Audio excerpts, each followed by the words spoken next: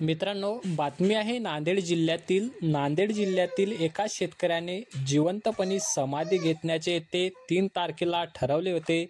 मित्रांनो, वारंवार शेतकऱ्यांची कर्जमाफीसाठी आश्वासने देऊन सुद्धा राज्य सरकारने शेतकऱ्यांची कर्जमाफी केली नाही। मित्रांनो, यासाठी या शेतकऱ्याने जिवंतपणी समाधी घेण्याचा निर्णय घेतलेला आहे। मित्रांनो, यासाठी यांच्या कुटुंबातला त्या महिलांचा टाहो फुटलेला आहे।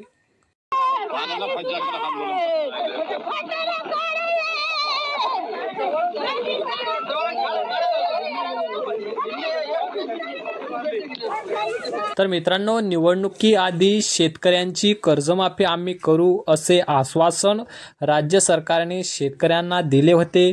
परंतु मित्रांनो, निवडणूक झाली, 4-5 महिने लोटून सुद्धा झाले, आतापर्यंत शेतकऱ्यांच्या हातावरती राज्य सरकारने तुरीच दिले आहे। मित्रांनो, याकरता या शेतकऱ्याने जिवंतपणी आत्मदहन म्हणजे समाधी घेण्याचे ठरवले।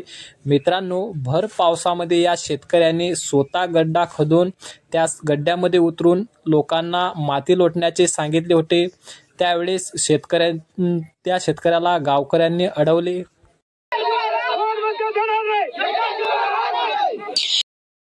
शंकर जाधव पाटील समाधी घेण्यासाठी गड्ड्यामध्ये उतरले, त्यावेळी कोणत्याही प्रकारचे प्रशासन त्या गावामध्ये ते हजर झाले नाही।